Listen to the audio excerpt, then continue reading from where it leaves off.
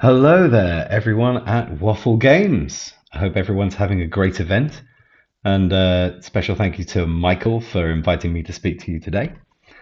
And yeah, quick intro. So, my name is Doug, and Michael reached out to me because I was working for a company called Fundamental VR that was working on medical training simulators using VR technology. And what I'd like to bring to you today is just some of the lessons we got while working on these simulators. And lessons that I think any virtual reality group or team, or even interactive media in general, can learn from. Because it was some unforeseen challenges and a lot of design considerations we had to take in, and a lot about understanding our users. And so I've called this a little bit of a hint. I've called this controllerphobia, which might tell you something about our key problem. And I'm hoping this can be useful for all of you. So, just a very quick introduction on me. So, again, my name is Doug, and I am a producer. And so, I joined the games industry in 2010 as a QA tester at Microsoft GTOE. And it was 2016 when I first joined a production team for the first time. This was at Creative Assembly. And it was 2022 when I became a producer at Fundamental VR. And so again, what do Fundamental VR do? So this was a startup I was working at, and which develops medical training simulations. And they use VR, they use haptics, and so you can see the example here of this is someone training using a headset to haptic pens, and she also has a wrist rest, which is that grey piece of equipment in front, and it's all running off a laptop. You can see the simulation example there. So this is a simulated syringe.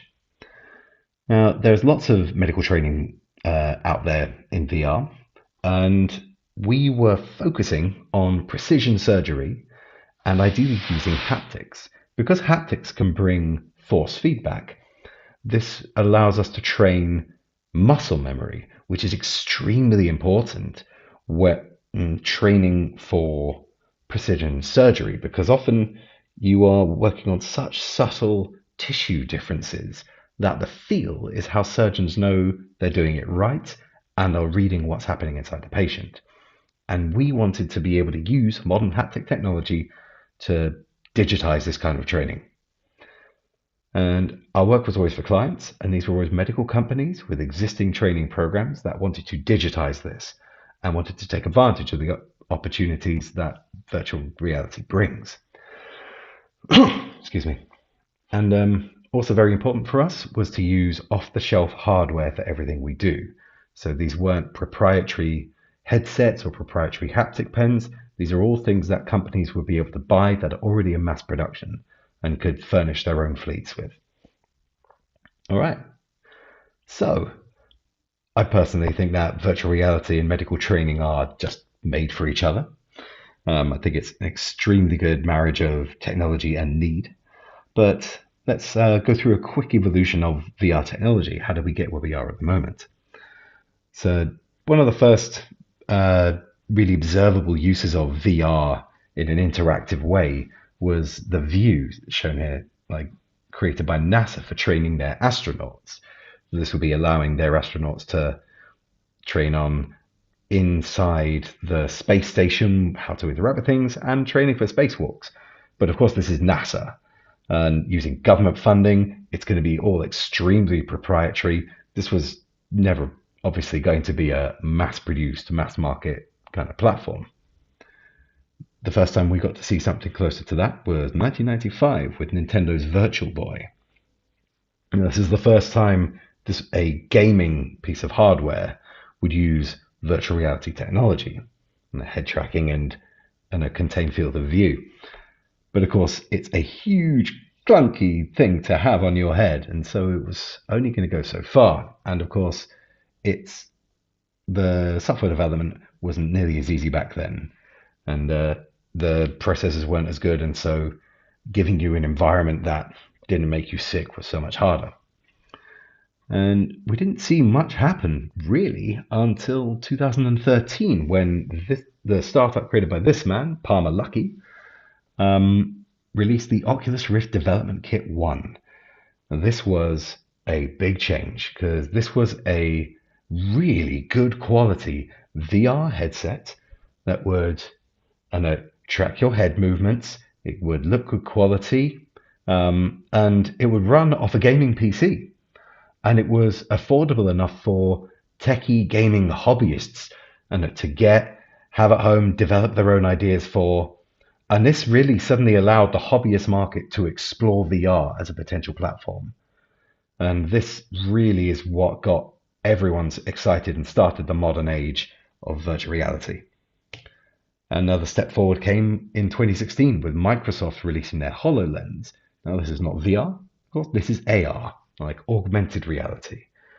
And again, this was an expensive piece of hardware. This was never going to be a home consumer piece of work. But this was the first step towards industrial use of off-the-shelf visual hardware for training or familiarization, or in the Microsoft HoloLens case, collaboration. That was one of the real exciting things. You could have 4 HoloLenses in a room and everyone looking at the same virtual image on a table. Next up, the HTC Vive, same year. This made some changes to home VR because it brought the base stations for the first time, which are the 2 square devices at the back. And this was really improving how your location tracking and your body tracking would go. And this was, again, running off Gamer PC. And it was a big improvement to the full immersion. But then we went even further. And for me, video games and VR as a really kind of mass market piece of hardware really started here with the Oculus Quest back in 2019. Now, I had one of these, the first generation ones, and I was amazed how much would work on just this an untethered piece of hardware, because you no longer needed a gaming PC. You didn't need base stations set up in the sides of your rooms. You could just put on the headset, do the controllers, and you virtually draw on the ground, and now you're in VR, and it's tracking your position and everything. And this portability was such a big break. And now we come to the Apple Vision Pro, which is, again, it is a high power AR and VR device, more on the sides of the HoloLens in terms of the kind of enterprise target. But for everyone in the VR market knows that Apple arriving is really important, because all of these are technology companies, but Apple is also a lifestyle company. And Apple arriving into VR with the Vision Pro shown here is really the beginning of VR in the view of the mainstream market, and it legitimizes VR for the world. So it's a big impact having Apple finally join. So coming back to medical training, there are some challenges that VR can help with, but I'll describe the challenges first and then talk about the advantages. So the challenges of medical training, it of course, look at this, it takes up hospital space. Like every hospital is really gunning to use their beds for patients. Everyone's got backlogs. Everyone needs as much space as they can have for active care of real people. And so using the whole space for training is quite the sacrifice. And so here you've got 5 different people all being trained for something in one room because you have to streamline it. It also uses up equipment. A lot of medical equipment is only one use. So you take out a pair of gloves, use them, you might not be able to use them again for another training session in 5 minutes. They're gone. And it's the same with the case for plasters, syringes, like loads of different pieces of equipment. Same with trainer time. Like training time is limited. And so this trainer here could do 5 students at once. And all that time also, she cannot be working on care of patients. And also, that means you need a hospital to have available training staff at all. Not every hospital does. And so it is a big choice of a hospital to be training committed at all. And this, not just the staff, it's the facilities. Like this picture includes a dummy patient. And not every hospital has access to this. It's a commitment to make sure that you have all the equipment you need to be able to train for something. And many situations require very niche equipment. And also the amount of work that needs to be done just to reset for the next student. So the props need to be put back. Maybe things need to be cleaned up. There might have been fluids used. And if there were any disposable things, they need to be thrown away and replaced, ready for the new person. And often medical training requires real life patience because the hardware and the replica hardware just can't get the point across. A lot of medical students are trained on real life patients during a real element of surgery, looking over the shoulder of the experienced surgeons. And in those environments, you can't go back. You can't stop for a question. Like, you are working on the patient's timeline. And sometimes that patient is not alive anymore and they're using a cadaver.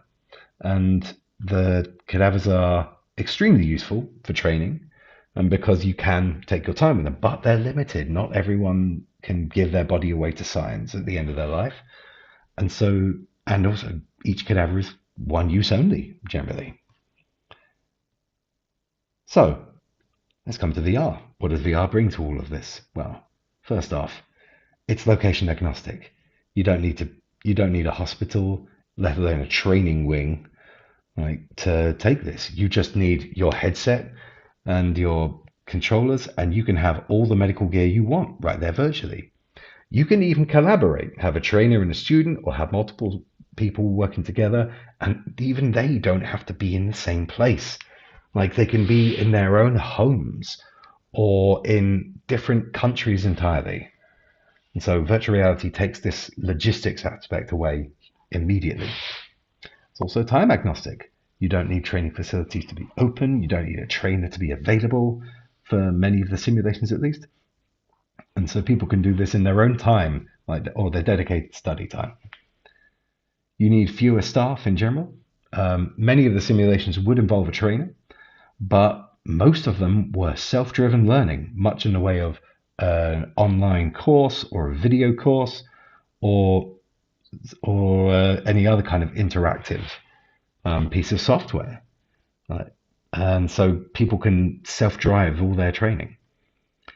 You also need no medical equipment at all, nothing disposable, no dummy patients, no beds, nothing. And of course, no patient cadaver. We can have thousands of people training on the same virtual patient, and they can go again and again and again.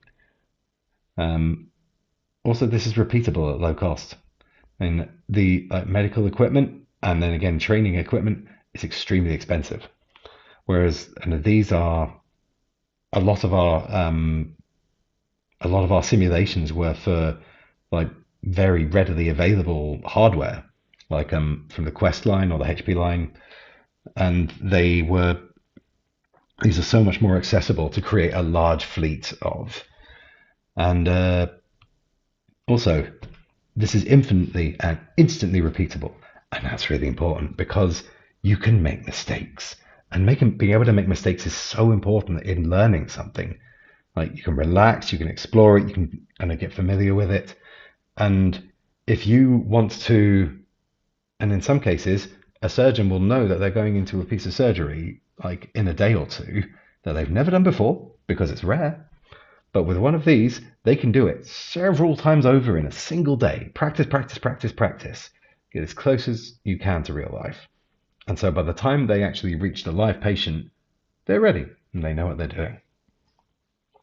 So these are the advantages that virtual reality can bring for medical training. But there were challenges. And this comes back to the title of the talk, Controllerphobia.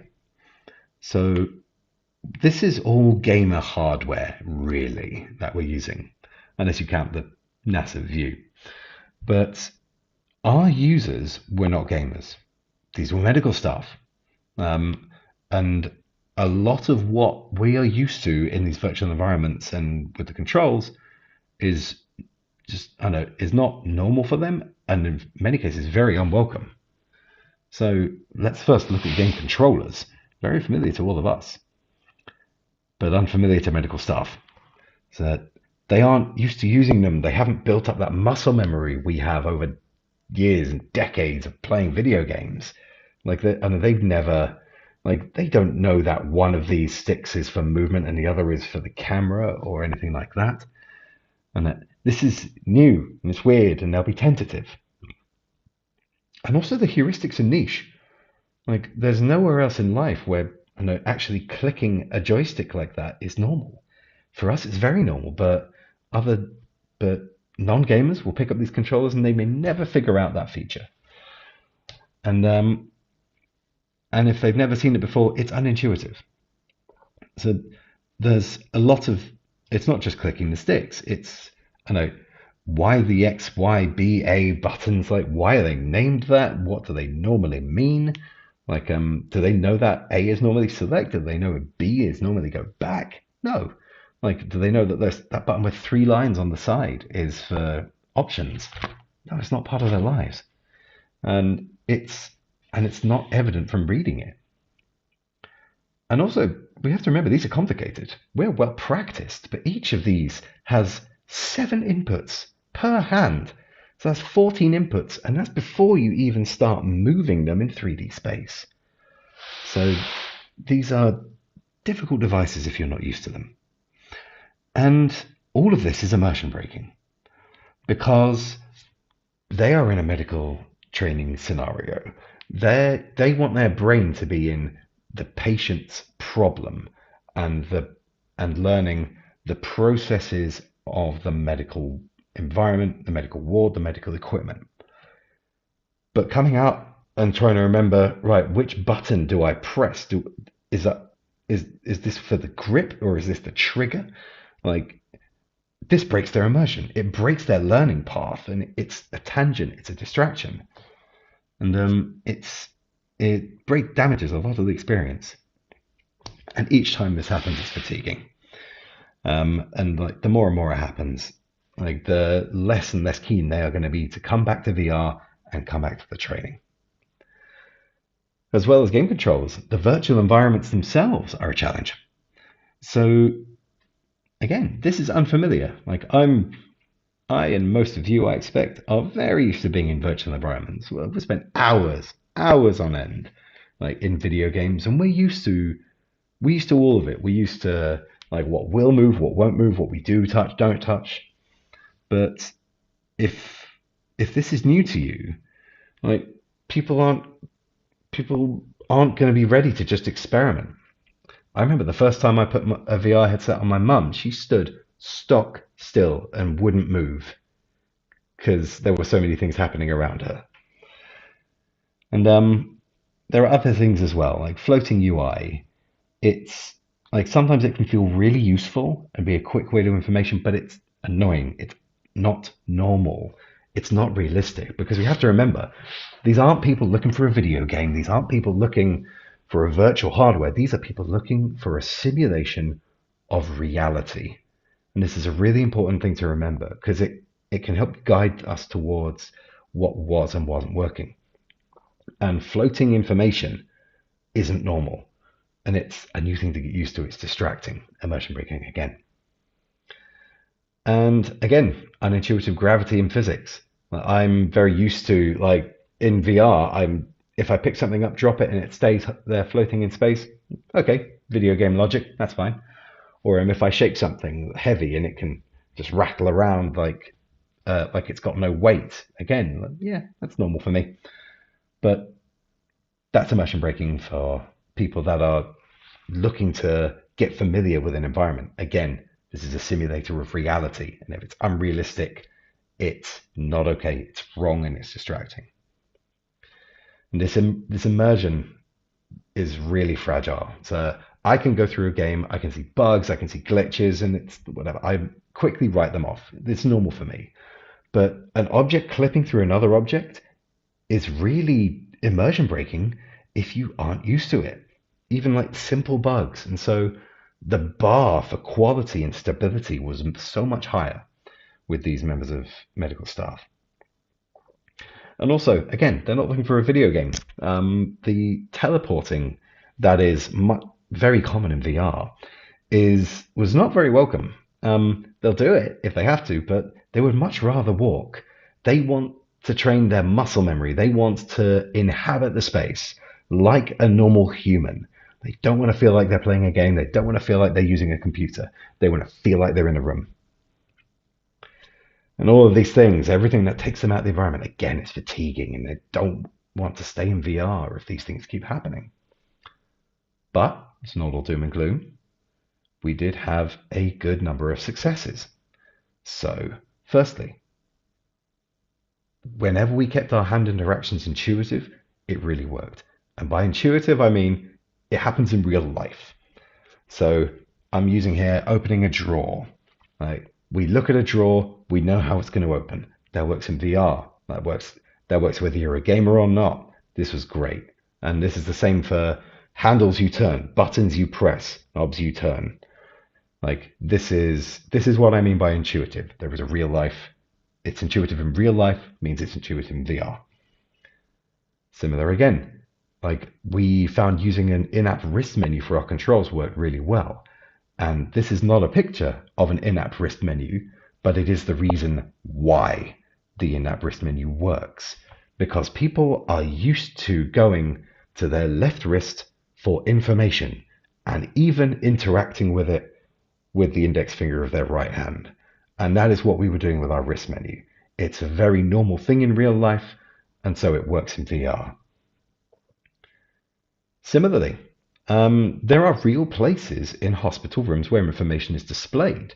There are whiteboards, there are monitors, and the digital displays. Use them.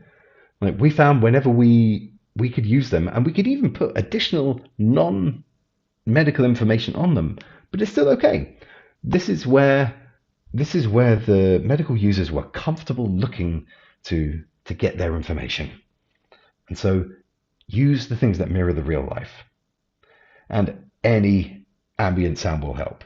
Even just an aircon. Like, you go into a room and it's humming. Like, we added this to one of our simulations, and the client was immediately saying to us, "Oh, this is so much better. I really feel like I'm in a room now." Because it's the sound is the difference between being in a 3D model and being in a room. So always have some kind of sound. And finally, you can design as much as you can to try and keep the user safe, but give them the tool to help themselves if they manage to break it. Like, they get stuck in a wall, they end up on the wrong side of the hospital bed. Give them an access to a button that can make them safe again. And so I want to summarize some of the lessons that have driven the successes we found and how it connects to the problems. So first off, VR should not feel like using a computer, especially for these kind of users. They don't want a computer game. They don't want an app. They want a simulator of reality as best they can get it, and let that drive the way you design. And if you must give the user controls and different tools, try to combine them into one thing. So for us, the wrist menu. Minimize the number of new things you have to teach your users. Also, if you're mirroring reality and digitizing a real experience, try to understand it as much as you possibly can. The more we learned about the medical environment, the medical training, and the way their staff thought, the closer we could get to giving them the intuitive environment. And so this is about where they look for information, the routines they do things with. Like, this was the right way. Again, intuitive is not the same for everyone. Like, A is to select, and B is to go back. Not everybody does. Again, very quickly, sound is important for immersion. I heard a game designer, Kyle Gabler, once say, "Audio is half the experience, so don't forget about it." I'll say the same to you all. Medical realism, really important for these staff. Like, you might not all be working on medical training at some point in your career, but if you are, realism is everything. And this will be more important than extra features, more important than showing off technology. Realism is it, because that's what they want, a simulator of reality. And to get closer to the user all over again, always test with your target audience. You can try and predict the problems that you have. I have given you the problems we saw, but you will create new things, you will find more, and your audience will tell you quicker than you will figure it out for yourselves. So always test with them and learn from them. And I hope you can have some fun going out there into the world of VR. There's more technology coming. This field is evolving all the time. So hand tracking is really just starting to get good. You know, I've got my Quest 3 right here, and the hand tracking is really cool. And people are only just starting to get to grips with everything it can do. Similarly, haptics is changing all the time. I don't even know what the next thing to expect is, like whether it's the vests or whether it's the gloves. It's constantly getting exciting. And augmented reality. We're starting to see apps through the phone or there's various glasses. I don't even know what's going to happen next, but stay excited, keep an eye on it, and explore it as soon as you can. And I hope all of this can have been useful to you. I hope you all have a great event out there. I want to thank you for listening. Thank you again, Michael, for inviting me to speak. And good luck out there with everything you're going to be making.